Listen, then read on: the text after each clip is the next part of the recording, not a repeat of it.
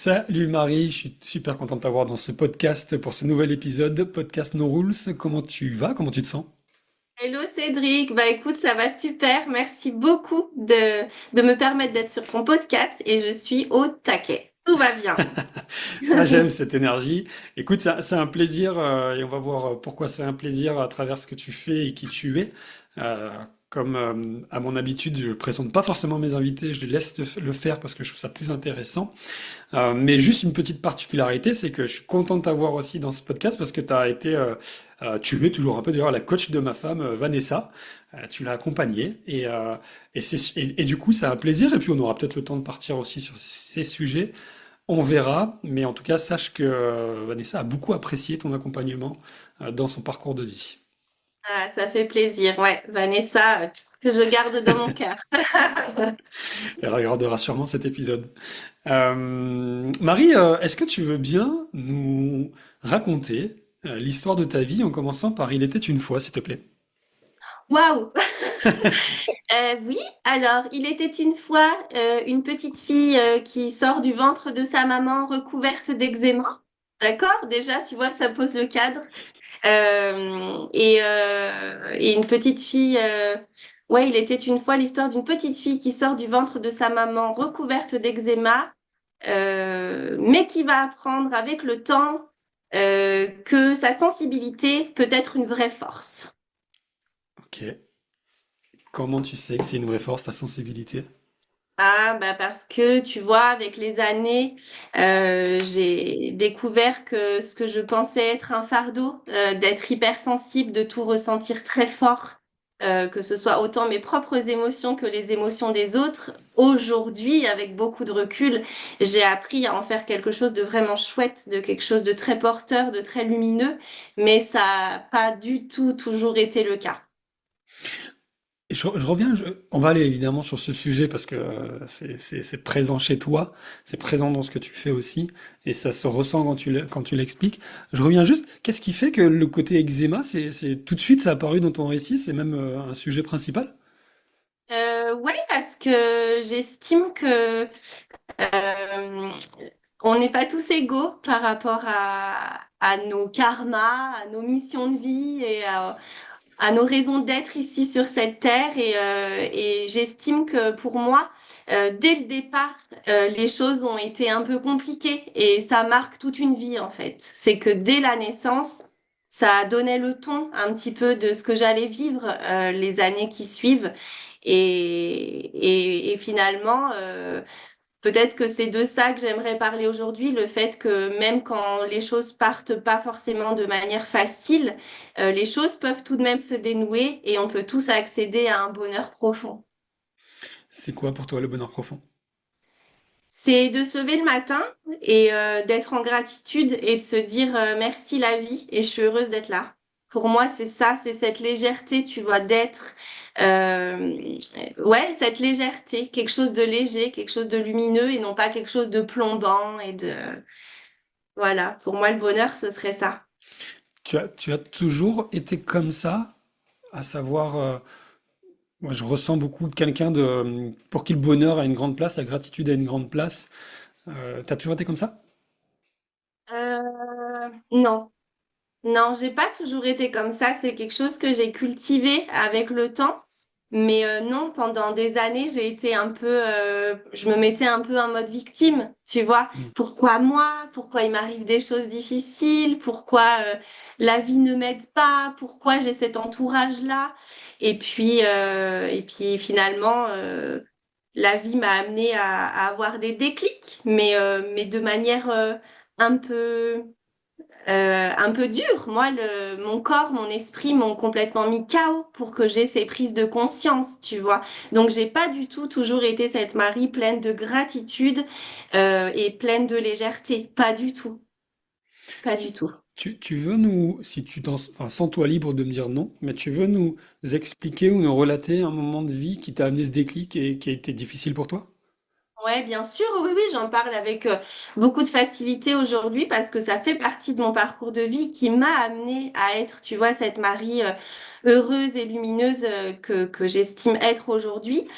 Si tu veux, de mes 20 à mes 30 ans, j'ai vécu 6 dépressions sévères. Ah ouais. Vraiment des dépressions sévères. C'est-à-dire que ce sont des dépressions qui te couchent ou même te lever devient quelque chose d'extrêmement difficile. Tout est une montagne et en fait, c'est une souffrance tellement profonde que ouais, c'était pas des dépressions où je me sentais mal, mais je pouvais malgré tout aller bosser, tu vois. Non, j'étais KO. Et j'en ai fait 6, en fait, de mes 20 à mes 30 ans.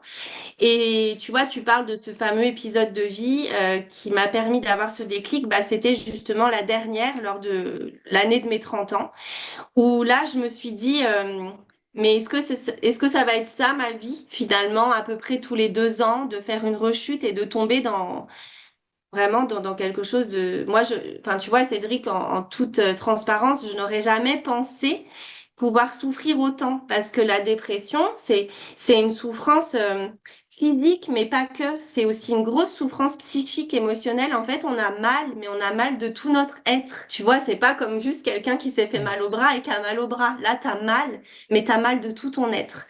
Et donc, à 30 ans, je me suis dit, putain, mais est-ce que ça va être ça ma vie? Est-ce que vraiment j'ai envie que ce soit ça ma vie?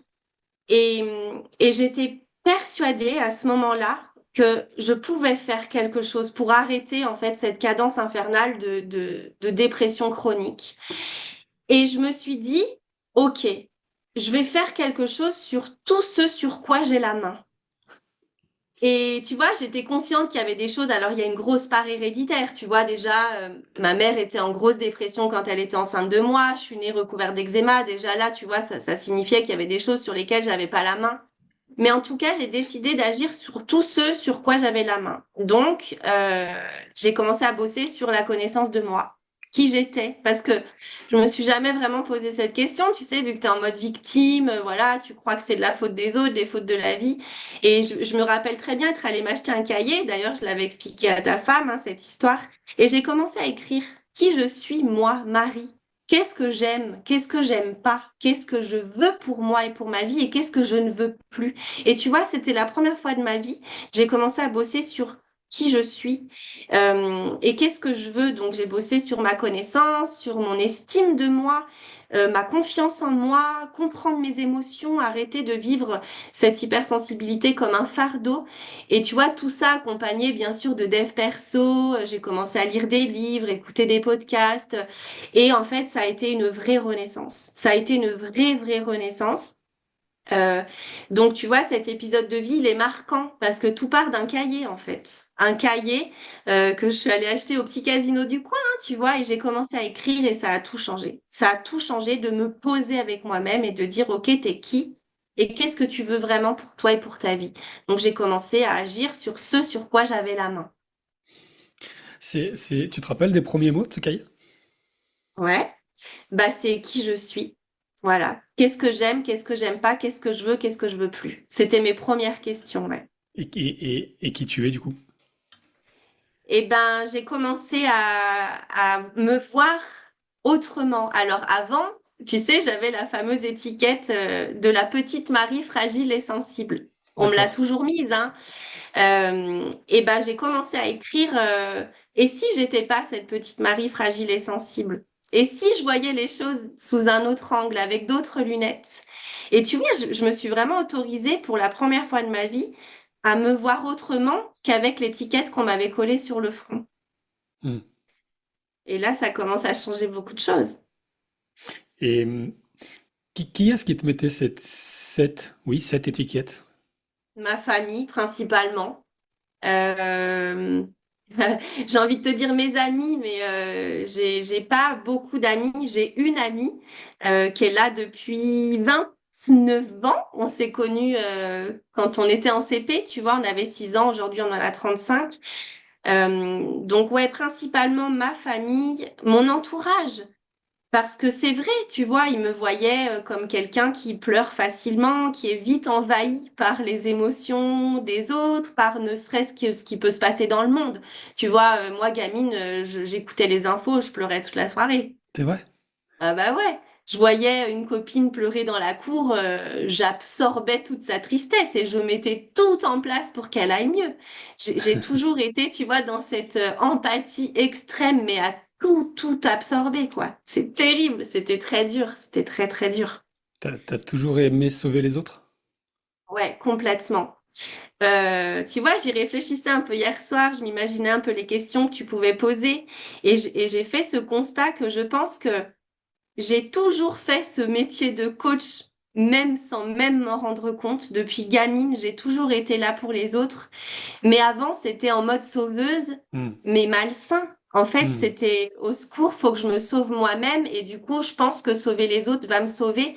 Et tu vois, finalement, d'avoir fait ce boulot sur moi quand j'ai eu 30 ans, ce vrai boulot hein, profond qui remue, hein, m'a permis aujourd'hui d'être coach pour les femmes euh, mais de manière saine.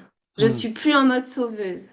Et ça, ben, je trouve que c'est tellement chouette d'être passé de je veux sauver tout le monde à attends, je me sauve d'abord le mieux que je peux et maintenant je peux aider de manière saine. Parce que tu vois, t'imagines si j'absorbais toute la tristesse et les fardeaux de mes coachés, mais je serais malade. Je serais malade. Ouais, surtout qu'on. Ah, c'est une petite résonance. C'est bon. Surtout qu'on y viendra après, mais en plus, dans ton positionnement, t'as quand même on y viendra après, mais il y a de la souffrance, quoi, chez les personnes qui t'accompagnent, et c'est chouette ce que tu fais. Et sur le côté sauveur, c'est souvent le corollaire, c'est un peu ce que tu disais, c'est que quand on veut sauver les gens, on peut du coup aller dans l'autre spectre enfin, du triangle Karpman, en fait, d'être victime, quoi, aussi, parce que on n'a pas en retour ce que l'on aimerait avoir, et donc on va se positionner en victime, et en fait on tourne comme ça, bourreau, sauveur, victime. C'est ce que tu as fait pendant longtemps? Oui, bien sûr, ouais, ouais, avec en prime une énorme dépendance affective. Donc, comme tu dis, aussi en victime, parce que punaise, mais je fais tout pour toi et je reçois pas en retour, ou du moins pas suffisamment, parce que quand on souffre de dépendance affective, ce n'est de toute façon jamais assez. On se Hmm. retrouve avec un réservoir affectif percé, donc on cherche à l'extérieur et ce n'est jamais assez. Donc, ouais, ouais, complètement, je me retrouve dans ce triangle voilà, à passer un peu par toutes les phases et en fait sans jamais vraiment me trouver là-dedans. Ouais, j'aime bien l'image du réservoir affectif percé. Ouais, on le remplit, mais il y a toujours, ça sort toujours. Et j'aimerais revenir sur ce que tu as évoqué dans ce que tu as dit qui est important, enfin important, qui m'a interpellé. Tu disais que la souffrance que tu avais, qui était émotionnelle et physique, mais surtout émotionnelle, parce que moi, j'ai jamais fait de dépression, bon, je crois pas. En tout cas, pas dans les proportions que tu l'expliques. Et toi, tu en as fait 6, quoi. 6 Ouais. dépressions. Tu t'en rappellerais, Cédric, si t'en avais fait. Ouais, j'imagine. Bah, du coup, C'est tu peux horrible. nous décrire, parce que je trouve que c'est intéressant pour les gens qui nous écoutent, pour les gens que tu accompagnes aussi, et parce qu'en plus, on s'aperçoit que je te fais part juste d'une réflexion et je te laisse répondre, parce que je veux pas trop monopoliser la parole, mais tu sais, j'ai l'impression qu'on rentre dans un monde, un univers où le développement personnel, à mesure que le développement personnel prend de la place, la souffrance et la dépression aussi. Ce qui est assez paradoxal. Et on voit de plus en plus de gens en dépression, en burn-out au travail, etc. Tu peux nous décrire, pour les gens comme moi, qui savent pas ce que c'est, ou qui n'en ont pas conscience et qui en prendraient conscience grâce à toi, ce que c'est, comment ça se vit, d'où ça vient, les symptômes, tout ça, quoi, de la dépression. Ouais. Alors, ce qu'il faut savoir, c'est qu'il y a plusieurs types de dépression. D'accord? Moi, ici, je parle de dépression sévère. Il y a des dépressions légères à modérées, il y a des dépressions saisonnières, il y a des dépressions postpartum. En fait, il existe plein de types de dépression. C'est pour ça que moi, j'invite toutes les personnes qui nous écoutent à être à l'écoute de ce qui se passe en elles. Souvent, pour l'ensemble de ces dépressions, il y a déjà, tu vois, une perte de motivation, une perte d'envie. Par exemple, pour des choses qui, avant, nous faisaient vibrer, nous donnaient du plaisir. Tu vois, par exemple, quelqu'un qui adore la randonnée, soudainement, ne prend plus de plaisir à en faire ou n'a plus envie d'aller en faire. Déjà, ça peut nous alerter.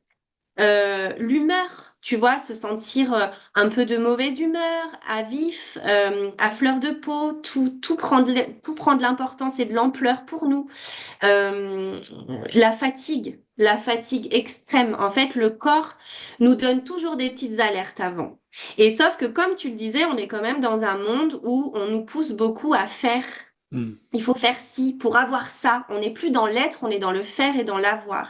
Donc potentiellement, on est tête dans le guidon à 1000 à l'heure, à faire nos journées qui parfois n'ont aucun sens pour nous, mais c'est pas grave, on le fait parce qu'on est tête dans le guidon et on en vient à ignorer ces petits signaux de mince.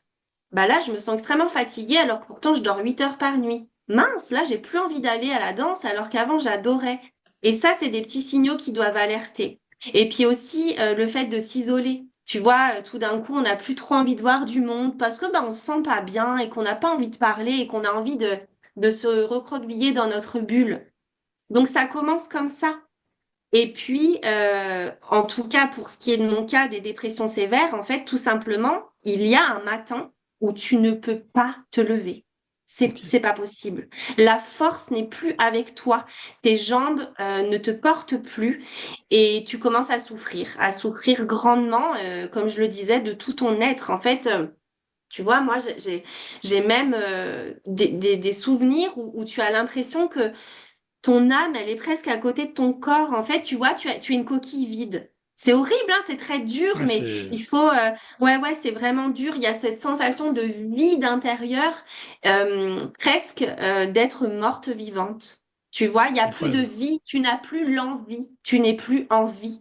Et c'est vraiment, c'est très difficile. Et la dépression est une maladie dont on peut mourir de désespoir, mourir de souffrance et tu vois, croire qu'on va jamais s'en sortir. Parce que t'imagines bien qu'on se relève pas en une semaine de ce genre d'épreuve. C'est fou. Et Mm. avant de comprendre comment on s'en relève, toi, quand tu as vécu, du coup, tu l'as vécu 6 fois, ça? Ouais. Et dans des proportions à chaque fois similaires ou tu as eu des pics, des moments où c'était vraiment... Parce que du coup, la Euh, pensée qui me vient, c'est est-ce qu'il y a des pensées suicidaires à ce moment-là? Alors, j'ai jamais eu de pensée suicidaire, mais j'ai eu des idées noires. D'accord. La différence pour moi, c'est que j'ai jamais pensé à m'enlever la vie, mais j'ai eu des idées noires dans le sens, mais si c'est ça ma vie, ça va pas le faire. Je pourrais pas en fait. Ça va être au-delà de mes forces. Parce que tu vois, en plus, bah, je suis maman, tout Mm. comme toi, de deux enfants. Moi, je suis maman de deux petites filles qui vont avoir 9 ans bientôt et bientôt 12 ans. Donc, elles ont été présentes hein, dans la plupart de mes dépressions. Et là, tu te dis, mais mince. Je peux même pas assumer ce rôle de maman. T'as l'impression que toute ta famille plonge avec toi, tu vois. Mm, ouais. Et c'est très dur. Donc j'ai eu des idées noires dans le sens, ouais, punaise, je souffre trop et c'est trop dur pour moi et c'est trop dur pour ma famille. Qu'est-ce qu'on fait? Tu vois? Qu'est-ce qu'on fait? Comment elles l'ont vécu ou comment elles vivent avec ça? Est-ce qu'elles vivent avec ça? Alors, tu vois, j'ai pu en discuter avec elle il y a pas longtemps. Et ça m'a fait beaucoup de bien parce que elles m'ont confié que ce qu'elles retenaient de tout ça, Mhm. c'est que bah maman, elle s'est toujours relevée. Et tu vois, ça m'a fait plaisir de voir que peut-être plus tard, à leurs enfants, elles diront, bah, Mamie Marie, elle a eu beaucoup de coups durs, mais n'empêche qu'elle s'est toujours relevée, tu vois, peut-être que c'est ça qu'elles ont retenu, mes filles. Mais oui, elles en gardent des souvenirs douloureux. C'est très dur, tu vois, elles me voyaient beaucoup pleurer, énormément pleurer. Elles me voyaient aussi vomir, parce que ce qu'il faut savoir, c'est que bien sûr, ces dépressions, comme souvent, s'accompagnent d'anxiété généralisée. Et en fait, c'est-à-dire que moi, déjà, je n'arrivais plus à manger. Bien sûr, à chaque fois, ça s'accompagne d'énormes pertes de poids, mais aussi beaucoup de vomissements, mais de vomissements d'angoisse. Parce que Ah ouais. finalement, j'ai rien à vomir, tu vois, comme je mange pas. Mais en fait, mes filles entendaient et parfois voyaient ça aussi.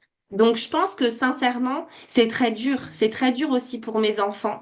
Mais, mais je crois, et je les crois sincèrement, parce que je te dis, on en a parlé il y a pas longtemps, c'est pas ça qu'elles ont retenu, même si je sais que ça les a marquées, inévitablement. Ça les a marquées, bien sûr.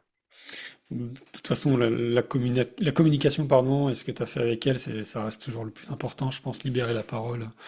Et puis bah, Mamie Marie, c'est celle qui se relève, effectivement. C'est pas celle qui chute. Est-ce que dans ces périodes-là, le regard des autres ou ce que pensaient les autres a pu t'impacter? Oh, plus jeune, oui. Tu vois, 25 ans, oui, parce que dans ma famille, on me disait, mais je comprends pas, t'as tout pour être heureuse. D'accord, on te disait ça, oui. Ouais. Et là, c'est dur parce que ouais, c'est vrai que j'avais tout pour être heureuse. Tu vois, je suis avec mon mari, ça fait 20 ans qu'on est en couple. J'ai un toit sur la tête, des enfants en bonne santé, un travail, etc. C'est vrai que j'avais tout pour être heureuse, mais c'était pas suffisant, ou du moins, ça joue, enfin, tout ne se joue pas dans les cases qu'on coche, tu vois, la maison, le mari, le chien, le travail, ça ne fait pas tout. Donc ouais, ça, je pense que j'ai pu en souffrir, mais avec les dépressions qui s'accumulaient, j'ai compris qu'il y avait quelque chose que je maîtrisais pas, tu vois. D'accord. C'est que les choses sur lesquelles j'avais la main, j'ai travaillé dessus. L'amour de moi, parce que bien sûr, tu vois, mes premières dépressions, c'est parce que, par exemple, j'étais pas du tout à ma place. Je faisais des études dans lesquelles je me retrouvais pas, des relations toxiques. Tu vois, c'est Hmm. souvent des dépressions réactionnelles. C'est-à-dire qu'au départ, ça part d'une grosse émotion. Hmm, d'accord. Comme je te disais, je peux regarder les infos et pleurer parce que pour moi, cette injustice qu'il y a dans le monde, mais ça m'arrache les tripes, ça me rend malade. Hmm. Et voilà, donc tu vois, et donc tout ce que j'ai pu bosser en me disant ça m'arrive à la main, je l'ai fait. Cependant, et avec beaucoup de transparence, bah, ta femme pourra le témoigner, l'été 2022, j'ai refait une petite rechute. Et là, j'ai compris, enfin non, une grosse rechute en fait, pardon, faut dire ce qui est. J'ai compris qu'il y avait encore des choses sur lesquelles, pour le coup, là, j'avais vraiment pas la main. C'est-à-dire que j'ai refait une dépression parce que je suis partie en vacances trop loin de chez moi. Ok. Un truc de fou, un truc de fou. Et là, je me suis dit, Marie, va vraiment falloir que tu sois dans l'acceptation, que tu as fait tout ce qu'il fallait pour ce sur quoi tu avais la main, mais qu'il y a quand même des choses qui m'échappent. Et je pense que la dépression est une maladie. Hmm. Et qu'il y a aussi une vraie part chimique dans le cerveau avec des Absolument. neurotransmetteurs, etc. Et que ça, j'ai beau faire tout ce que je peux en termes d'amour de moi, et ben voilà, faut que j'accepte que j'ai pas la main sur tout. Et ça a été un long travail, un long travail. Ouais, c'est marrant, il y a beaucoup ce côté chez toi de vouloir reprendre le contrôle, reprendre la main pour te réapproprier qui tu es et ce qui se joue en toi, chez toi, etc., pour mieux vivre ça. Et je te posais la question du regard des autres parce que je- est-ce que je me demandais si tu avais déjà été confronté, tu sais, il y a des gens pour qui la dépression, c'est genre, t'es faible, tu vois, genre, t'es nul, enfin, pas t'es faible, mais Oui. tu vois, il y a des gens pour qui la dépression, c'est pas concevable. On peut pas, on n'a pas, on peut se remotiver, on peut faire des choses, on se met des objectifs, on se met de la routine et puis tout va bien aller. Alors que ça a été prouvé, effectivement, c'est aussi et surtout neurologique. Et à un moment donné, ce qui se passe dans le cerveau et les connexions neuronales, on maîtrise pas tout. Mais toi, tu as eu cette volonté, effectivement, de reprendre le contrôle, en commençant par le cahier, du coup. Euh, et du coup, qu'est-ce que ça t'a apporté? On va appeler ça le développement personnel, mais ça peut être autre chose. En tout cas, c'est la connaissance de soi plutôt, tiens, parce que c'est le terme que tu as employé. Qu'est-ce que ça t'a apporté dans ce chemin de vie que tu parcours, et des souffrances que tu as connues? Ah, ok. Ouais, donc on a une petite coupure. Je te disais, qu'est-ce que ça t'a apporté, toi, dans ce chemin et ces souffrances, pardon, la connaissance de soi aujourd'hui?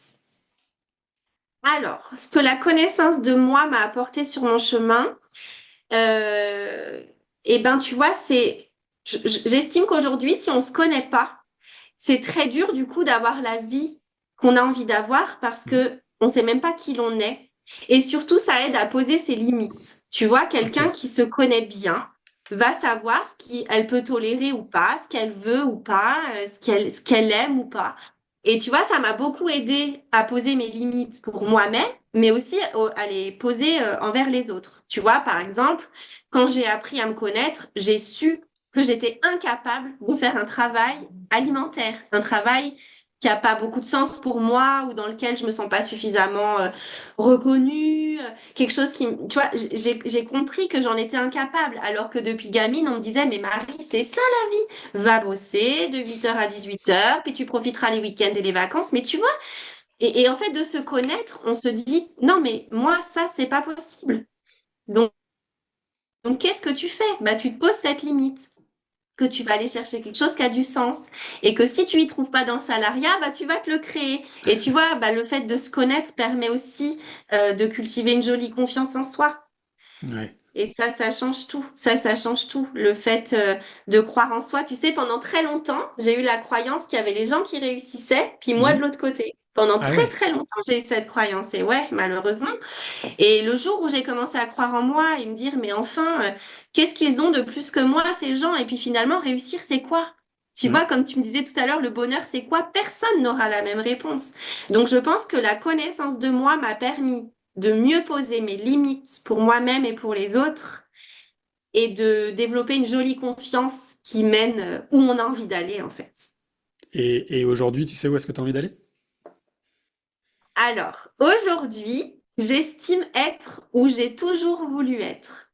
Ok. Mais j'ai discuté avec une coach il y a pas longtemps qui m'a fait ouvrir les yeux là-dessus parce que moi, je lui disais, c'est cette vie-là ou rien. Comme si j'avais atteint cet équilibre de vie que je cherche depuis très longtemps. Et elle m'a dit, mais Marie, c'est dommage, ne te ferme pas à ça parce que tu peux avoir encore plus grand, encore plus lumineux ou en tout cas quelque chose qui te convienne encore mieux. Et en tout cas, là où je veux aller, euh, je sais que c'est toujours avec beaucoup d'amour de moi, là où c'est juste pour moi, et toujours rester dans cette lumière.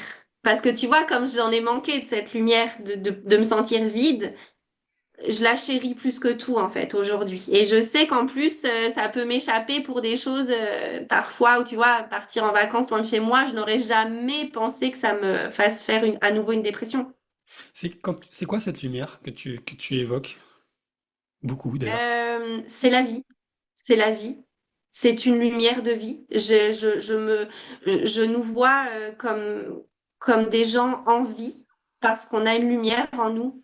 Et cette lumière, souvent, on l'empêche d'éclore par plein de croyances, plein de schémas, que nous ont inculqué nos parents. Alors attention, ils ont fait du mieux qu'ils ont pu, hein, mais tu vois, moi, par exemple, quand on me disait, Marie, c'est ça la vie, va bosser, tu profiteras le week-end, pour moi, on éteignait ma lumière.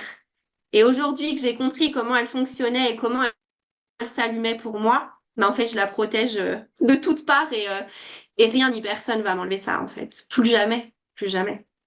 Si tu fais quoi pour la cultiver, pour la garder en vie justement et empêcher que les autres te l'enlèvent? Attends, ça coupe un peu. Ah Ouais, voilà, attends, je te je fais. vois à nouveau. Regarde, je fais juste. Ouais, du coup, je te demandais comment tu fais pour chérir cette lumière, on va dire. Euh, Ouais, elle est intéressante ta question.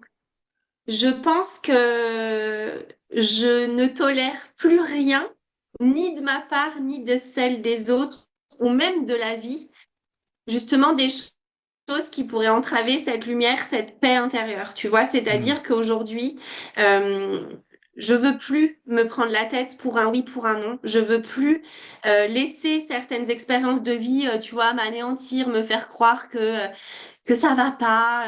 J'essaye toujours de me rappeler que chaque jour, en fait, c'est une chance, c'est un cadeau. Tu vois, quand tu as fait des dépressions sévères, et j'ai beaucoup discuté avec mes clientes et même ma communauté, quand on a vécu ces moments de vide intérieur, quand on retrouve notre lumière, euh, on a cette conscience que waouh, en fait, chaque jour, c'est vraiment un cadeau.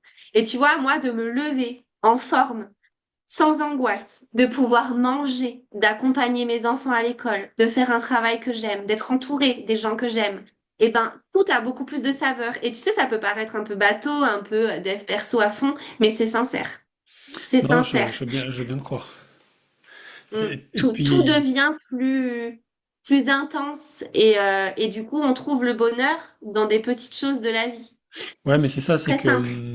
alors on est tellement, c'est normal dans une société dans la recherche de confort que du coup on se rend plus compte des bonheurs simples. Mais quand on a connu des souffrances telles que tu as certainement connues, du coup, effectivement, ce qui paraît évident devient de la gratitude et des vrais bonheurs, comme tu l'as dit. Et quelque part, est-ce que c'est un cadeau que la vie t'a donné de vivre ça pour mieux vivre ta vie? Oui, bien sûr que je réponds oui, mais je réponds oui avec beaucoup de recul et Bien sûr, beaucoup oui. de travail de résilience et d'acceptation parce que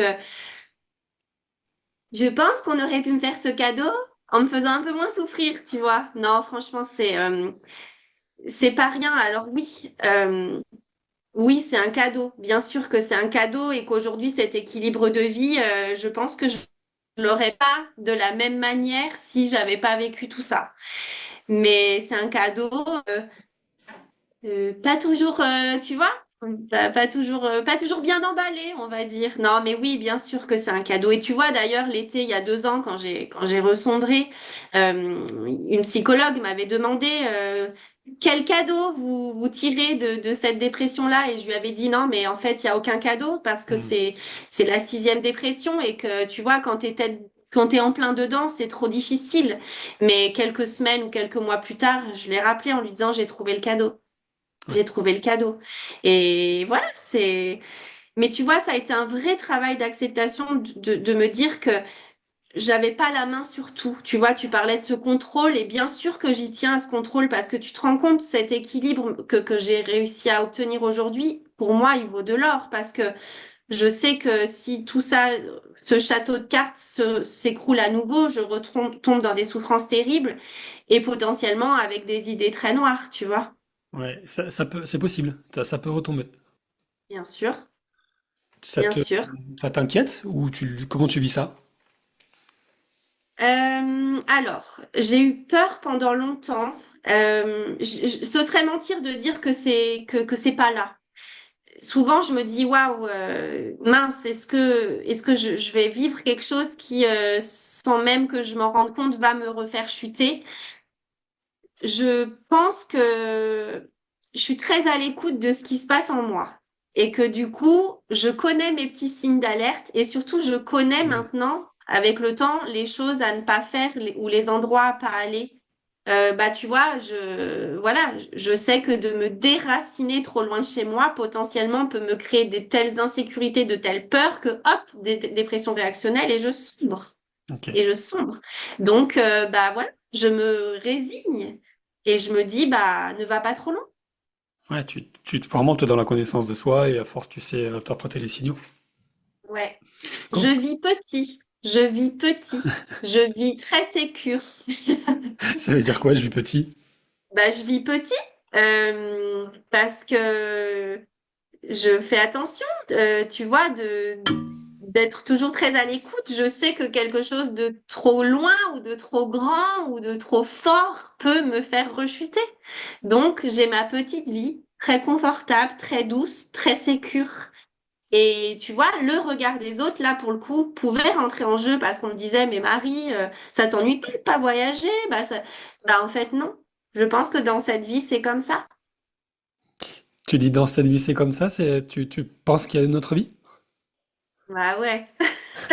Bien sûr, moi je pense qu'il y a d'autres vies et je suis persuadée que dans ces dépressions, je porte aussi très certainement des choses qui m'appartiennent pas. Comme je te disais, dans ma famille, il y a des cas de personnes dépressives et, euh, je pense que, tu vois, par exemple, le fait de partir en voyage loin et que ça provoque une dépression, je pense qu'il y a vraiment quelque chose lié à des anciennes vies. Parce Hmm. qu'il m'est jamais rien arrivé en vacances quand j'étais petite ou en partant loin ou tu vois, je pense que ça réanime des traumas, des choses bien profondes, bien ancrées sur lesquelles encore une fois j'ai pas la main. Tu, C'est un tu- vrai travail de résilience, hein. Ouais, la résilience, c'est un mot qui revient. Et quel regard tu portes sur la spiritualité, du coup? Alors, ça m'a beaucoup aidé dans mon Ok. cheminement personnel et dans ma guérison.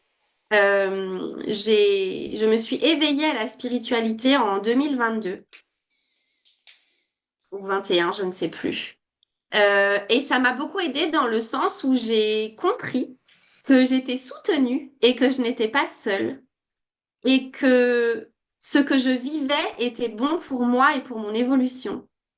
Tu vois, je suis passée du mode victime à pourquoi moi je comprends pas à eh ben tiens, si je vis ça, il y a une raison à ça. Et c'est jamais pour m'enfoncer, c'est jamais pour me faire du mal, c'est que pour me faire évoluer. Et tu vois, de se sentir soutenu et de se rappeler que dans ce que l'on vit, aussi dur soit-il, il y a de la justesse. Et ben ça, c'est quelque chose qui m'a beaucoup aidé. Beaucoup aidé.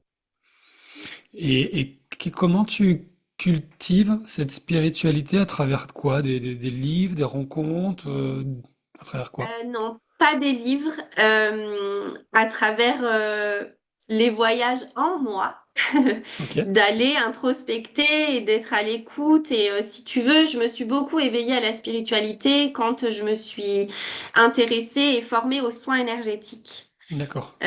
Parce que je cherchais à l'époque un moyen d'accompagner mes clientes de manière beaucoup plus profonde parce que je sentais que le coaching avait ses limites et que il y avait des nœuds, il y avait des blocages inconscients auxquels j'avais pas accès. Je me suis formée aux soins énergétiques et c'est vrai qu'avec la pratique des soins énergétiques quotidiennes, un vrai éveil spirituel s'est produit pour moi Ok. et m'a énormément aidée et a du coup aussi énormément aidé les clients qui venaient au cabinet. Et c'est développer des dons que je pense sincèrement j'avais depuis toujours. Mais c'est comme si là, ça s'éclairait, qu'on me disait, vas-y, tu peux y aller maintenant. C'est quoi ces dons? C'est de la clairsentience, c'est-à-dire Je que connaissais je pas ce mot. ressens, ouais, je ressens énormément les choses.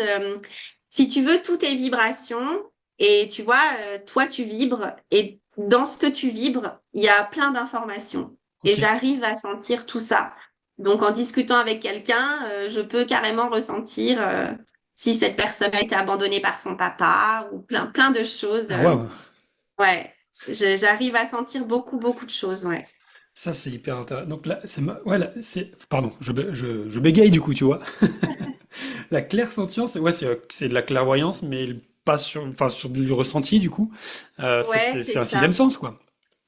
Bah, c'est une belle intuition, tu vois. Quand on parle d'intuition, c'est je sais, mais je sais pas comment je sais. Ouais, C'est ok. comme ça, en fait. Tu as les informations qui viennent. Alors, je suis pas clairvoyante dans le sens où, tu vois, je vois pas les âmes, je vois pas les entités, Non, ok. parce que déjà, ça me fout la trouille et que je ferme, je bloque complètement ça. Euh, j'ai un peu de clairaudience quand même. Je peux entendre certains messages, mais c'est surtout, je les ressens. C'est pour ça que j'appelle ça de la clairsentience. Je Tu, ressens. je suis hyper intrigué. Tu peux nous donner alors, soit un exemple, soit une anecdote, quelque chose qui nous rattacherait à ce don que tu as et qui nous serait pour nous compréhensible si on l'a pas, en tout cas, ce qui est mon cas, je pense. Voilà. Je pense qu'on l'a tous. D'accord, ok. Je pense qu'on l'a tous. Alors, moi, j'ai cette croyance. Attention, c'est la mienne. Je pense que nous sommes tous des êtres spirituels vivant ici sur cette terre une expérience humaine. D'accord? D'accord. Et pour moi, ça pose le cadre. Ça veut dire que on est bien plus que ce corps physique. On est bien plus que ça. On est là, on s'est incarné dans la matière, dans ce corps physique pour vivre des expériences et j'ai tous compris que notre mission de vie commune, c'était d'apprendre à nous connaître, d'être dans cette paix, tu vois, autant intérieure qu'extérieure, d'être dans l'amour de soi, l'amour des autres. Pour moi, on est tous là pour ça et on vit nos expériences pour ça, pour évoluer dans ce sens. Je pense qu'on a tous un peu ces canaux, tu vois, ces antennes là Hmm. qui nous relient au bien plus grand que nous. Et des anecdotes, ben oui, tu vois, au départ, quand je faisais des soins, que je ressentais des choses, je me disais, oh, mais est-ce que c'est vrai? Est-ce que je suis influencée? Est-ce que je le dis? Est-ce que je le dis pas? Et j'ai décidé de me faire confiance et de dire, tu vois, au premier client, bah écoutez, voilà, j'ai ressenti ça, j'ai ressenti ça. Et quand les gens te disent, mais oui, Marie, c'est tout à fait ça. Et là, tu commences à dire, OK, je peux écouter cette voix. C'est juste, c'est vrai. Et si je l'ai entendue, c'est que la personne devait l'entendre et que potentiellement, je l'aide dans son parcours de mieux-être, de guérison, etc.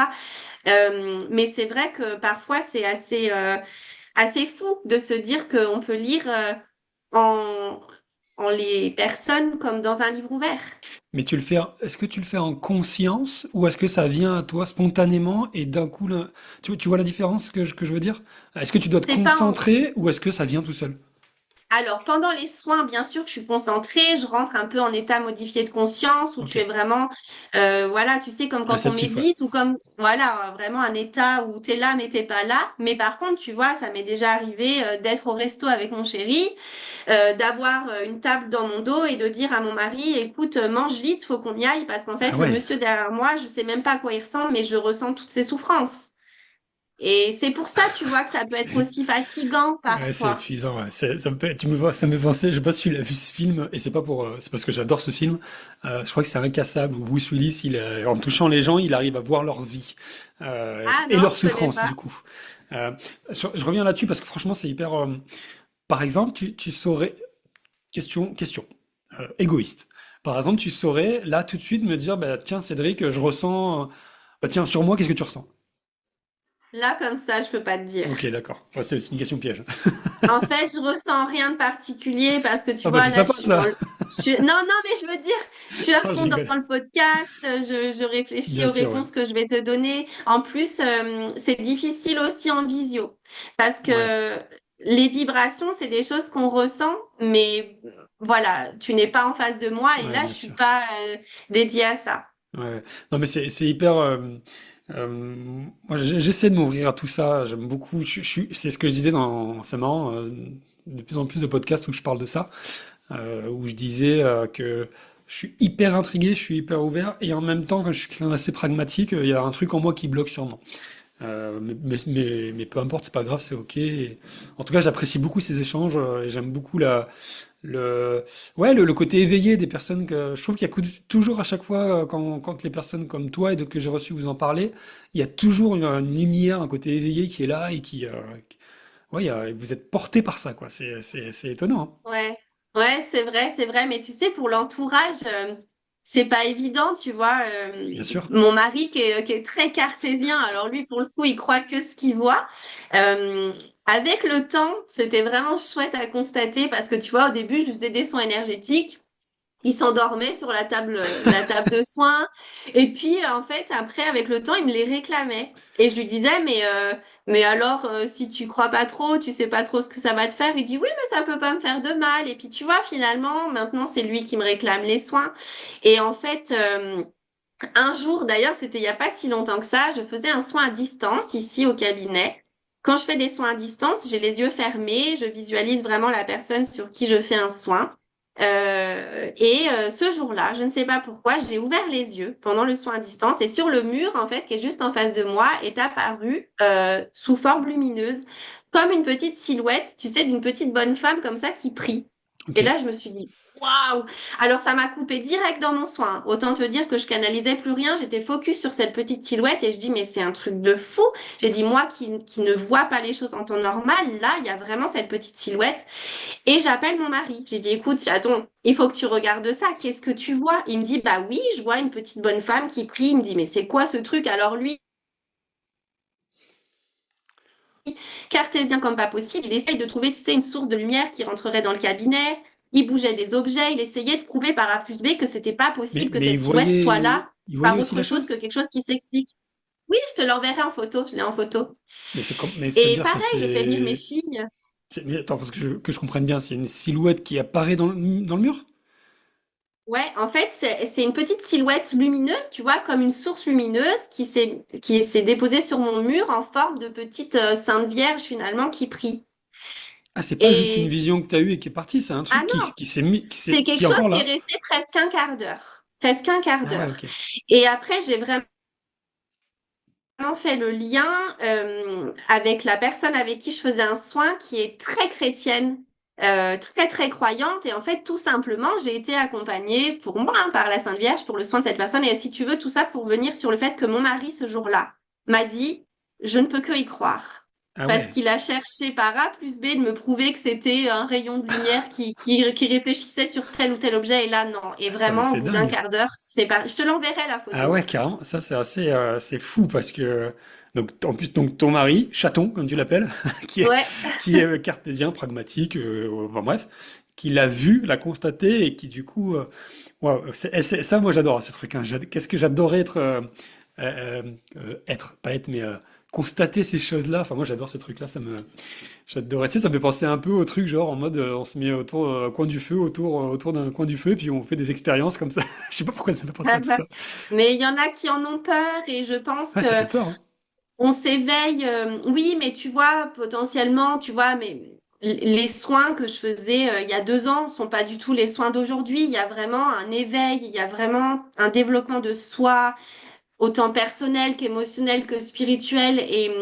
et tout ça, c'est en fait quand on veut bien s'ouvrir à ça et constater on est tellement plus que ce corps physique, on est tellement plus que cette vie matérielle. euh, voilà, quand on s'ouvre à ça et que c'est OK pour nous, en fait, quelque part, on n'a pas peur et on s'aperçoit que ça nous fait du Mm. bien et que ça peut faire du bien aux autres, mais on peut paraître très perché. Moi, il y a des gens avec qui je ne peux pas en parler parce que, ils me prennent pour une folle. Mais ça c'est un sujet que je constate à chaque fois, c'est que euh, il- ce que tu viens de dire, ce côté que tu t'autorises pas à en parler pas par peur, mais par crainte d'être jugée, pas comprise avec certaines personnes. Tu ressens, au-delà des mots que les personnes peuvent dire, tu ressens chez des personnes si elles sont ouvertes, enfin éveillées ou pas à ces sujets? Ah oui, bien sûr, mais tu vois, quelque part, je pense que tout cet éveil spirituel, malgré tout, ça reste quelque chose de très personnel. Et c'est pas quelque chose que tu as forcément envie de crier sur les toits ou de Ouais, partager, d'accord, parce c'est que c'est vrai. très propre à soi. Mais j'ai cette chance aujourd'hui, euh, d'attirer à moi les personnes qui sont ouvertes et éveillées. Et tu vois, dans mon programme Renaissance, qui est un programme de coaching à la base, dans lequel j'ai fusionné aussi la puissance des soins énergétiques, j'ai plusieurs formules. Il y a les personnes qui vont me dire, Marie, je suis très terre à terre, on part sur du coaching pur et dur, et d'autres qui se disent, tiens, ça m'appelle, j'ai envie, je suis curieuse, Hmm. ou oui, je suis intéressée, on part dans les soins aussi. Il y en a pour tout le monde, mais en fait, je souffre pas de pas pouvoir parler de ça avec tout le monde Ouais. parce que ici au cabinet viennent à moi les personnes qui doivent être là et qui potentiellement s'ouvrent à ça aussi. Ouais, ouais, non, mais c'est très juste. C'est une démarche, comme tu l'as dit, c'est personnel. Et en fait, si ça doit s'ouvrir, ça s'ouvrira avec les personnes qui veulent recevoir. Alors, bah, du coup, tu fais la transition, une très bonne transition sur toi en tant que coach et les soins que tu prodigues. Est-ce que tu veux nous dire un petit peu plus ce que tu fais? Tu aides qui à faire quoi? Comment ça se passe pour toi? Oui. Donc, je suis coach de vie, experte en santé mentale et en mieux-être. Ok, J'accompagne quotidiennement des femmes, comme tu l'as dit tout à l'heure, en souffrance émotionnelle. ok. Ce sont des femmes qui souvent se sont perdues en route ou se sont jamais trouvées, hein, comme moi avant mes 30 ans, je me suis jamais trouvée. Ce sont des femmes qui manquent profondément d'amour et d'estime pour elles, qui ont un grand manque de confiance en elles et qui sont un peu comme j'étais avant, en mode je subis, je suis un peu victime, j'ai envie de sortir de ça, mais je sais pas comment faire.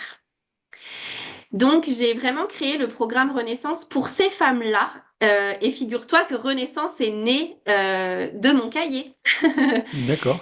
Et bah ouais, en fait, j'ai repris tout simplement tout ce que j'ai fait moi, toutes les étapes par lesquelles je suis passée pour retrouver cet équilibre et cette lumière, et j'ai retranscrit ça dans un programme qui avant s'appelait Oser briller, qui aujourd'hui s'appelle Renaissance, mais qui contient la même chose. Bon, il a évolué en même temps que moi, mais Renaissance, c'est tout ce que j'ai fait moi, c'est tout le chemin que j'ai parcouru pour aller bien, pour aller mieux. Et j'étais persuadée que ce chemin-là pouvait être arpenté par plein d'autres femmes.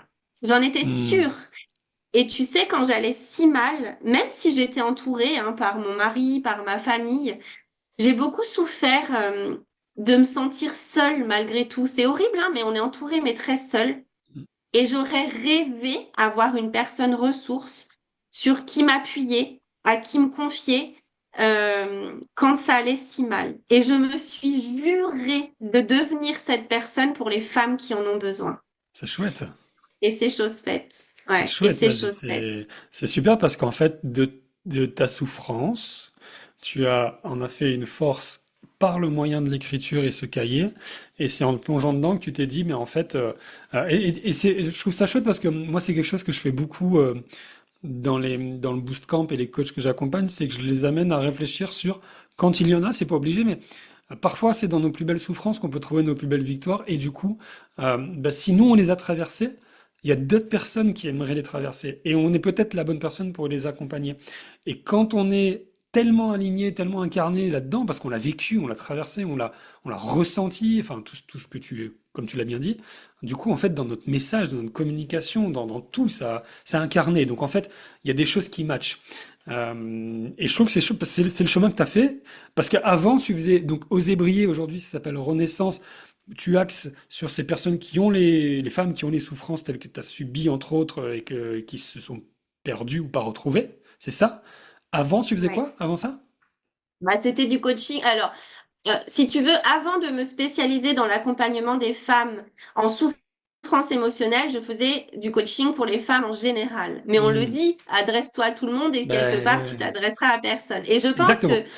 je me sentais pas assez légitime Et parce que voilà. si tu veux, mais aujourd'hui, je le suis à 100% parce que j'estime que j'ai été formée à la meilleure école, c'est l'école de la vie. Ben oui. Et je suis passée par ces moments-là. Et tu vois, au début, je me disais, mais Marie, tu es qui avec ton simple petit diplôme de coach professionnel? Tu es qui pour accompagner les femmes en dépression? Et après, je me suis dit, non, mais bah, je suis moi. Et pour y être passée, bah, je vais les comprendre bien plus peut-être qu'une psy, attention, dont je ne crache jamais sur le travail, mais qui n'est peut-être pas passée par ces souffrances-là et qui va avoir une autre approche que celle du coaching que j'aime beaucoup. Et tu vois, je me suis dit, mais vas-y, en fait. Vas-y, porte ton message haut et fort que la santé mentale, elle est importante et accompagne ces femmes comme tu aurais rêvé qu'on t'accompagne. Ouais. Et tu vois, j'ai laissé le syndrome de l'imposteur de côté et je me suis dit, ça, c'est ma mission, en fait. Et tu vois, ça me fait vibrer, ça me fait vibrer. Mais ça se voit, ça se ressent, et ce que tu as dit, c'est super important. C'est toujours ce côté. Le... Moi, c'est ce que je vois toujours chez les coachs, c'est que on part apprendre une compétence avec des diplômes, parce qu'on adore ça, la transmission, aider les autres, etc. Mais on ressort non pas avec un diplôme, mais avec un syndrome de l'imposteur et un manque de légitimité. Et en fait, c'est parce qu'on va chercher cette légitimité, pardon, à des choses extérieures à nous, à savoir un diplôme et des compétences. Mais quand on se fixe sur nous et qu'on regarde ce qu'on a traversé, c'est ce que tu as vu, exactement ce que tu as décrit. Et moi, c'est ce que vraiment je travaille avec les coachs. Tout d'un coup, il y a quelque chose qui se libère. On n'est plus dans le syndrome de l'imposteur parce qu'on l'a vécu, on l'a traversé, et il y a d'autres personnes qui ont besoin de ça. Et aujourd'hui, ton offre, elle te ressemble, elle aide les personnes, et je suis sûr, et je vois de toute façon à travers, parce que tu es surtout sur Instagram, on va y venir, mais où on voit que tu t'éclates, quoi, et on voit que ça prend ça a du sens, et je suis sûr. D'ailleurs, parlons-en. Comment les clients viennent à toi? Comment ça marche pour toi, l'acquisition client, tout ça? Comment ça se passe? Alors oui, moi, mon canal principal, effectivement, c'est Instagram parce que j'adore ce réseau. Euh, et je pense que de par ma communication qui est sans filtre et qui prouve que je suis déjà passée par là, je pense attirer les femmes qui se disent, waouh, elle sait potentiellement ce que je vis, elle sait ce que je ressens et elle a déjà arpenté ce chemin que j'ai envie d'arpenter, mais je ne sais pas où il est, comment y accéder, comment y aller. Et je pense que tu vois, c'est justement le fait de me montrer comme ça, tel quel. Et puis parfois aussi dans mes mauvais jours, hein, ça m'est déjà arrivé de me montrer en pleurs sur Instagram en disant, vous voyez, la vie, c'est ça en fait. C'est pas tout beau, tout rose, on va bien tous les jours. Et d'ailleurs, ce jour-là, je m'en étais pris plein la figure par un coach qui m'avait dit que c'était une honte de me montrer comme ça, que c'était pas comme ça que je pourrais aider mes clients, que je ferais mieux de me faire soigner. Et je lui avais répondu que je lui envoyais plein d'amour et que j'avais aucune énergie à perdre avec son commentaire. Mais je pense que ma communication est bonne dans le sens où je montre la vraie vie et que je vends pas du rêve. Tu Ouais, vois? merci merci d'ailleurs depuis le début pour cette transparence et puis cette sincérité qui pour moi est important. C'est ce qui ressort beaucoup dans ce que tu dis. Je trouve que effectivement, on voit que tu as vraiment appris à te connaître et que tu es hyper aligné avec toi et que tu es OK avec ce que tu es, enfin ta lumière et ton ombre. Donc tes Mm. forces, tes faiblesses, ta vulnérabilité, ta résilience, on peut prendre les opposés qu'on veut. Euh, et ça se ressent. Et oui, moi je suis tout à fait pour afficher nos vulnérabilités. Au contraire, c'est justement ça qui fait le lien émotionnel encore plus. D'autant que les réseaux sociaux, je sais pas ce que tu en penses, mais les réseaux sociaux, c'est la foire à la comparaison, à la meilleure vie, à la réussite. On n'en peut plus, quoi. Moi le premier. Et du coup, quand tout d'un coup quelqu'un dit, bah non, la vie aussi, c'est chiant, c'est dur, ça nous fait du bien aussi. Quel regard tu portes toi sur les réseaux sociaux et Instagram du coup? Alors moi, j'étais anti-réseau, c'est-à-dire qu'avant de me lancer en tant que coach, j'avais aucun réseau social, ni Facebook, ni rien du tout. J'ai jamais aimé. Mais j'ai vite compris que j'avais très envie de lancer cet aspect communauté. Si tu veux, quand je me suis lancée, Hmm. j'avais juste créé un compte WhatsApp que j'avais partagé à tous mes contacts. On s'était retrouvés à 10, puis 20, puis 30, puis 60. Et en fait, un jour, ça avait bugué parce qu'on était trop nombreux sur ce WhatsApp et je me suis dit, bon, allez, je vais peut-être ouvrir un réseau et puis pouvoir agrandir cette communauté. Et c'est comme ça que mon Instagram est né. Et D'accord. puis, au début, c'est difficile parce qu'on est effectivement, on est très nombreux, il y a de tout, on a ce fichu syndrome de l'imposteur. Mais encore une fois, tu vois, le fait de se connaître et de savoir ce qu'on veut vraiment, Ouais. eh ben, je trouve que ça nous donne une force et une puissance de fou. Tu sais, aujourd'hui, je te partage mes nombreuses dépressions, etc., avec beaucoup d'humilité. Mais je sais aussi que potentiellement, certaines personnes peuvent se dire bah, c'est quoi cette coach qui accompagne les gens déprimés alors qu'elle-même a été dépressive. Mais je m'en fiche parce que cette importance de porter mon message sur la santé mentale haut et fort prime au-dessus de tout. Tu Ouais. vois ce que je veux dire? Donc, des haters, on en a, des critiques, on en a, des gens qui jugent, il y en aura toujours. Mais je pense que quand on tient ce qui nous porte et ce qui nous tient véritablement à cœur, tu vois, moi, quand je reçois des messages le matin de ma coachée qui me dit, Marie, ce matin, je me sens en vie, eh ben, je peux me prendre toutes les critiques du monde sur Insta Ouais. la journée, je m'en fous, parce que c'est pas ça ma mission, c'est pas de répondre à ces commentaires-là, c'est d'accompagner ceux qui en ont envie et besoin. C'est enfin, ami coach, écoute, enfin, j'espère que vous avez bien écouté ce qu'a dit Marie, parce que on a toutes les occasions du monde pour vaciller entre le regard des autres, les critiques, etc. Et hyper important de se focaliser sur ce que l'on veut, ce que l'on désire, et les retours qui nous semblent être les plus bienveillants, comme comme ceux des coachés, qui sont en fait le principal. Hein. C'est pas ceux qui nous connaissent pas, c'est ceux qu'on accompagne. Mais ouais, bravo, franchement bravo, parce que bah, c'est dur, quoi, on le voit hein, quand on se lance, et enfin, peu importe où est-ce qu'on en est dans notre activité, voilà, c'est dur, mais je pense que ça fait du bien aussi d'entendre ce que tu dis là actuellement et de se le répéter. Et puis, euh, et puis tu disais que cet aspect communauté qui est important chez toi. D'ailleurs, j'aime beaucoup comment tu as commencé avec un compte, enfin, un truc auquel j'avais jamais pensé, tu Ouais. vois. Mais un compte WhatsApp, venez et puis du coup tu l'animes. C'est super intéressant, je trouve. C'est à la fois hyper simple et hyper rapide. Enfin, je trouve ça super. Bravo pour ça. Et l'aspect communauté. Comment tu le... Parce qu'en plus, c'est vrai que c'est quelque chose que je ressens chez toi à travers ton compte Instagram. Tiens, si tu devais donner conseil à un coach qui démarrait et qui veut faire comme toi, avoir une communauté, mais il suffit pas de l'avoir, il faut l'entretenir, on va dire. Je sais pas comment on dit. Ouais. L'animer. Comment tu fais, toi? Ben, ça peut paraître un peu bateau, encore une fois, mais c'est la vérité. Il faut agir avec le cœur. C'est-à-dire que, tu vois, je ne compte pas le nombre d'heures que je passe à aider gratuitement, Ok. à donner de ma personne, à prendre des nouvelles des gens qui incarnent ma communauté.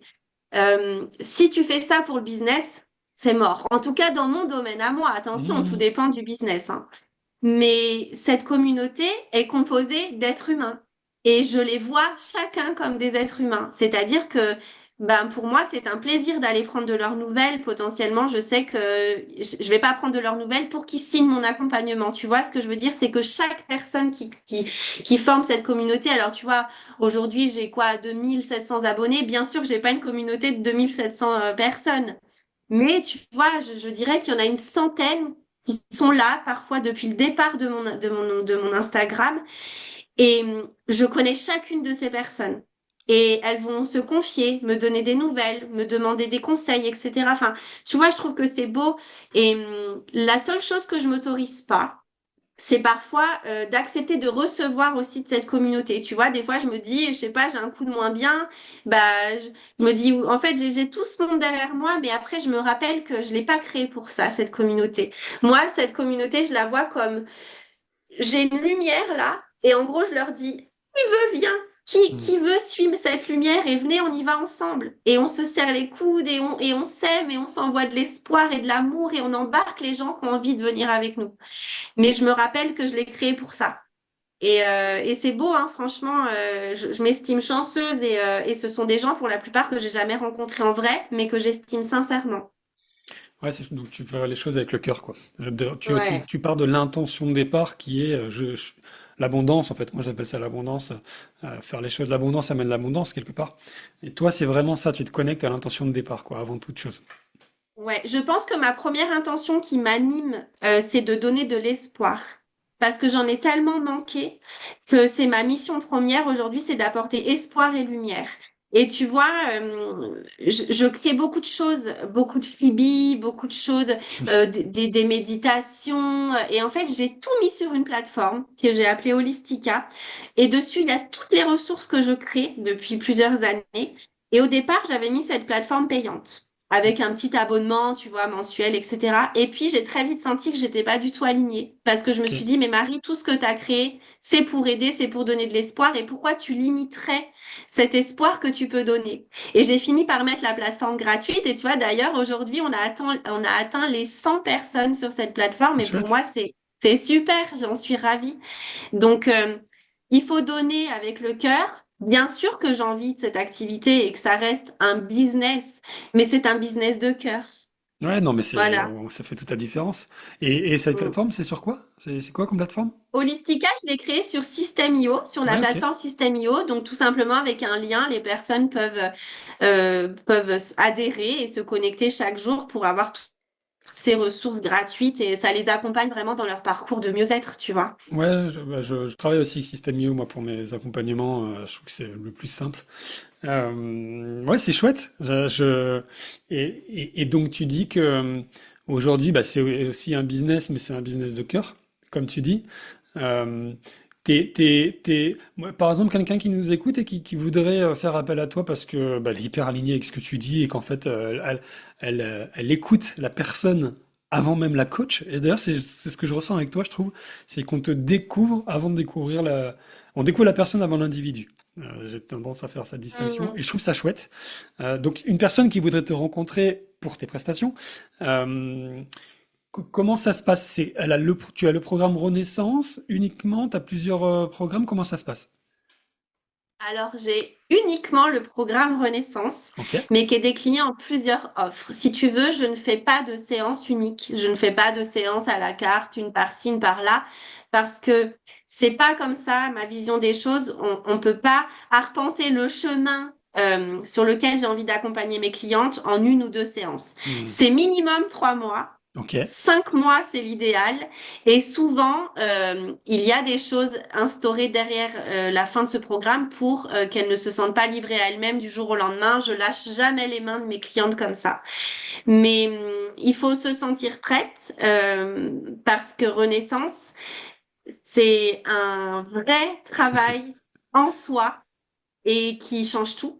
Et qui change tout. Donc, faut être prête à s'autoriser le bonheur. Faut être prête à lâcher des choses un peu lourdes qu'on porte depuis longtemps. Mais en tout cas, j'accompagne, en tout cas, je l'espère, avec beaucoup de bienveillance et beaucoup de douceur. C'est un programme qui dépote, mais en même temps au rythme du Ouais. client, toujours en respectant sa personnalité, ses émotions, etc. Je donne toujours cette vision que je donne la main et on avance ensemble euh, à leur rythme. Mais je donne la main. Je suis un vrai soutien et tu vois, dans certaines formules de renaissance, il y a donc cette disponibilité 6 jours sur 7 du matin au soir. Ouais. Et ça vaut de l'or. Ça Ouais. vaut de l'or. Sur WhatsApp, c'est ça, j'imagine? Sur WhatsApp, Ou sur par Instagram? message ou par vocal, pas par appel. Mais à 7 heures du matin, une cliente fait une crise d'angoisse, je suis là. On la gère Hmm. ensemble. À 22 heures, elle a un coup de blues, je suis là. On gère ensemble. Elle est jamais seule. Jamais. Sauf la Ouais, nuit. oui, s'il te plaît, faut dormir. Non, mais c'est bien parce que, Voilà. bah, en fait, clairement, ce qui ressort de ce que tu dis, c'est pour moi ce qui est l'essentiel, c'est d'avoir un positionnement qui est, bah voilà, j'ai de qui à faire quoi, une offre, et une offre dans laquelle tu as mis tout ton cœur. À la fois dans la manière dont tu communiques et à la fois dans la manière dont tu la proposes. Et tu as mis tellement ton cœur que les personnes qui rentrent dedans, bah, évidemment, elles ont cette transformation qui dépote, comme tu dis. Elles ont, j'imagine, la plateforme Holistica. Ta disponibilité 7 jours sur 7, c'est une offre qui a de la valeur et qui apporte, en tout cas, cette évolution et cette transformation que tu vas apporter. Et tu disais, euh, ça change tout, enfin, ça change beaucoup de choses, tu disais. C'est quoi le plus gros changement que tu constates chez les personnes que tu accompagnes une fois qu'elles ont fini? Ouais, c'est de se sentir à nouveau en vie. Ouais. Ce sont des femmes qui s'autorisent, tu vois, à être elles-mêmes, à dire les choses, à des fois quitter leur mari, à changer de boulot.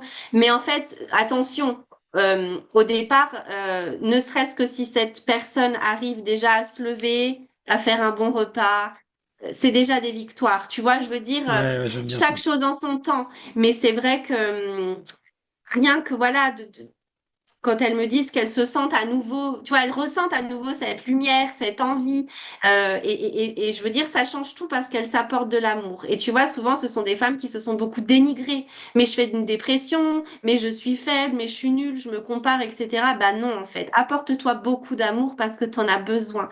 Et souvent, elles sont en résistance, hein, il y a beaucoup de blocages hein, à dénouer avant d'arriver à cet amour de soi inconditionnel, mais c'est beau en fait, c'est beau et tu le disais tout à l'heure, j'accompagne des femmes en souffrance et c'est toujours facile. Mhm. C'est pas toujours Ouais, c'est vrai. facile, ça fait aussi beaucoup écho à mon histoire, ça peut être lourd, ça peut être pesant, mais il y a un tel dénouement, il y a un tel cheminement, avancement dans ce programme Renaissance que c'est porteur.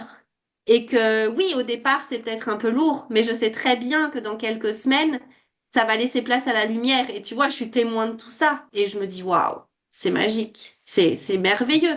Et elles font le plus gros du travail. Hein. Tu sais, quand elles me disent merci Marie, merci, je leur dis, mais remercie-toi.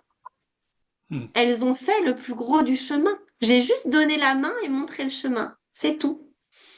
Ouais, écoute, tu es passionnée et donc passionnante. Et ça, ça se ressent. Merci. Et c'est cool parce que, bah, du coup, je pense que elles sont entre de bonnes mains, celles qui choisissent de partir avec toi. Je pose une dernière question sur un des premiers mots ou une des premières thématiques que tu as abordé, qui est la sensibilité, qui est présente chez toi, du coup. Comment cette sensibilité aujourd'hui, quelle place elle a aujourd'hui dans ton activité, dans ta vie, cette sensibilité? Elle a beaucoup de place parce que je lui laisse toute cette place. C'est-à-dire que en tout cas, pour moi, je m'autorise à la vivre quotidiennement sans la juger, cette hypersensibilité. Et j'invite mes clientes à en faire de même. C'est-à-dire que des fois, on va pleurer ensemble, des fois, on va se prendre des fous rires ensemble, des fois, on va avoir peur ensemble. Mais c'est ça qui est beau, en fait. Moi, je veux arrêter qu'on vende du rêve. Hmm. Parce que la vie, c'est pas je ressens pas d'émotion et j'avance. Tu sais, on dit marche ou crève, mais c'est Ouais. horrible, c'est horrible. Non, euh, moi, cette sensibilité, ouais, aujourd'hui, je pense elle est pleinement accueillie dans ma vie, même si c'est pas tous les jours facile. Mais du coup, tu vois, ici au cabinet, on peut laisser être nos sensibilités. Et ça leur fait du bien. D'ailleurs, tu vois, une cliente hier m'a dit qu'il y avait que ici qu'elle pleurait. Waouh, c'est une sacrée Ouais, information, ça. ouais, ouais. Si elle écoute, je lui fais un gros bisou, elle se reconnaîtra parce que c'était hier qu'elle m'a confié ça. Son mari, en 16 ans, l'a vue pleurer une fois. Ok. Et elle m'a dit qu'elle s'autorisait ici à pleurer. Bah parfait, parfait, le cabinet est fait pour ça. C'est super. Ouais, tu crées un espace de sécurité, de sincérité qui fait du bien. Tu dis de cabinet, d'ailleurs, tu es en cabinet, c'est-à-dire, tu veux préciser? Du coup, c'est en présentiel à C'est chaque chez fois? moi. Ok. C'est à mon domicile une pièce qui est dédiée Ok. pour recevoir les clientes ici. Ouais, Tu bah fais tu vois, ma aussi. petite vie sécure chez moi. Bah ouais, du coup, de petit, comme tu dis. Tu fais aussi en visio ou c'est que présentiel? Oui, je fais aussi en visio et d'ailleurs, faut pas hésiter. Je pense que c'est très important de se lancer dans ce genre de travail en soi avec quelqu'un avec qui on se sent à l'aise, en Hmm. confiance. Il Avant vaut tout, ouais. mieux avoir une thérapeute en visio avec qui ça colle que d'une psy ou d'une thérapeute proche de chez soi où on va ressortir des séances bredouilles. Donc la visio, c'est super aussi et ça permet du coup d'accompagner des personnes au bout du monde. Donc ça, Ouais. c'est aujourd'hui, on a cette chance-là, faut pas s'en priver. Ouais, non, mais je suis d'accord. Et puis, c'est ce que j'aime bien ce que tu dis. Moi, c'est ce que je dis souvent, c'est que le coaching, c'est avant tout, l'accompagnement, c'est une rencontre avant un produit, quoi. Souvent, d'ailleurs, les clients nous prennent beaucoup pour ce qu'on est et ce qui s'est passé dans l'échange, le pré-échange, plus que le produit en soi, par ailleurs. Euh, Waouh, plein de lumière dans tes propos, plein de vie dans tout ce que tu dis. J'ai noté, c'est marrant. Il y avait Johnny qui disait l'envie d'avoir envie, mais toi, c'est l'envie d'être en vie, j'ai l'impression. Ah ouais, ça me met des frissons, tu vois, ouais. Ouais, bah écoute, c'est ce que je ressens et c'est ce qui ressort et se dégage de ton histoire, ton récit, ce que tu as voulu et su nous donner avec sincérité, authenticité et beaucoup d'amour. beaucoup, beaucoup d'amour. Je te remercie pour ça. M'excuse par avance des petits soucis techniques qu'on a eu pendant le podcast, mais on va tout faire pour que ça se voit pas et que ça s'entende pas. C'était un énorme plaisir C'était encore une fois, comme à chaque fois d'ailleurs, mais c'est une bulle d'échange, d'interaction, de lien. Parce que pour moi, c'est important de créer du lien. Et c'est ce qu'on a fait. Je t'ai découvert et ça m'a fait plaisir parce que je te connaissais à travers les mots et l'évolution de Vanessa, ma femme, et ce que je voyais aussi, bien sûr, sur Instagram, là où tu es principalement. Mais maintenant, je te découvre à travers ton histoire et cet échange, et ça, c'est chouette. Avant de te laisser le mot de la fin, juste deux questions rapides. C'est quoi le... Je sais pas, d'habitude, j'aime bien poser la question, c'est quand la dernière fois que tu as pleuré, mais je sens que tu vas me dire hier ou ce matin, donc je vais pas te la poser. Parce que tu pleures souvent, et c'est bien, bravo. Non, plutôt, c'est quoi la musique que tu aimes écouter quand ça va pas? Euh, Bonne question. Si, des musiques de Disney, tu vois, avec mes filles, puis on Trop danse bien. comme des folles dans le salon, tu vois, Stitch, Lilo et Stitch. Ouais, non, mais des trucs légers, en fait. Des trucs légers qui ramènent à beaucoup de légèreté, ouais. Trop bien. Ça me va bien à Disney. Et quel conseil de lecture tu nous donnerais si tu avais un livre à nous conseiller? Ah, les quatre accords Toltec. Ah, ok. Les Bah, quatre accords Toltec de Don Miguel Ruiz, qui sont pour moi les quatre accords à passer avec soi qui peuvent faire toute la différence. Ça a été mon livre déclic en termes de trop dev bien. perso. Je le conseille à tout le monde, c'est la base. Commencez déjà par passer ces quatre accords avec vous et vous verrez qu'il y a déjà des changements dans votre vie. Et je pense que tu vois, ça montre qu'en passant à l'action, on a des résultats. Au lieu de juste lire, non, lisez, faites et vous verrez. Ah bah là, tu prêches un convaincu, hein. Tu sais que moi, le passage à Mm, l'action, c'est important. Mais très, bien très sûr. bon choix de livre, effectivement, très simple, très accessible et qui procure déjà des clics, pardon. Euh, merci, merci, merci pour tout. Merci pour cet échange. Je te laisse le mot de la fin, pardon, Marie. Ouais, alors plaisir partagé. Cédric, merci à toi. J'ai été ravie d'être au sein de ton podcast. Le mot de la fin, parce qu'on n'en a pas parlé et je pense que c'est intéressant, j'accompagne aussi les enfants à Ah, partir de 3 ans ok. parce que j'estime que ça se joue dès le plus jeune âge, cet amour de soi, cette confiance en soi et ce bien-être. Donc, j'accompagne tous les mercredis après-midi en présentiel ici au cabinet sur Chili, donc à une quinzaine de minutes d'Annecy, des petits bouts à partir de 3 ans, de manière très ludique, mais à apprendre à se connaître déjà, à s'aimer, à se faire confiance et à apprendre à accueillir et vivre leurs émotions de manière sereine. Donc voilà, femmes et enfants, j'en ai fait vraiment ma clientèle et j'accompagne aussi les hommes en soins. Mais voilà, je pense que nos petits bouts sont les adultes de demain et que si on peut leur donner les outils et les clés dès aujourd'hui, leur vie sera beaucoup plus facile. Ah ouais, non mais attends, c'est énorme ça, on aurait dû en parler, les enfants. Ah, Ah là là, bonne question, mais je bon, vais devoir revenir sur ton tu vas devoir podcast. revenir Mince. et en plus il y aura plus de problèmes techniques. Mais eh ben ok, super, les enfants, ça pour le coup c'est vraiment intriguant, mais dans le bon sens du terme bien sûr. Donc bah écoutez, et où est-ce qu'on te retrouve, Marie, si on veut te Alors, contacter? vous pouvez me retrouver sur Instagram, voilà, marie.coach de vie. Vous pouvez me retrouver sur YouTube également. J'ai un site internet, brilleetpetit.fr, mais je suis principalement sur Instagram. C'est vraiment la plateforme où je suis là quotidiennement et vous pouvez me contacter, voilà, juste par aussi envie de discuter avec moi, hein. Vraiment, je suis complètement ouverte, à toute discussion. Eh ben super, je mettrai toutes les références dans le résumé du podcast. Un grand merci Marie, je te souhaite une bonne continuation et de toute façon on continue de se suivre. Et puis bah n'oubliez pas hein, l'envie d'être en vie, je pense que c'est ce qui résume un petit peu tout ça. Et à bientôt. À bientôt, Cédric. Merci. Merci à toi.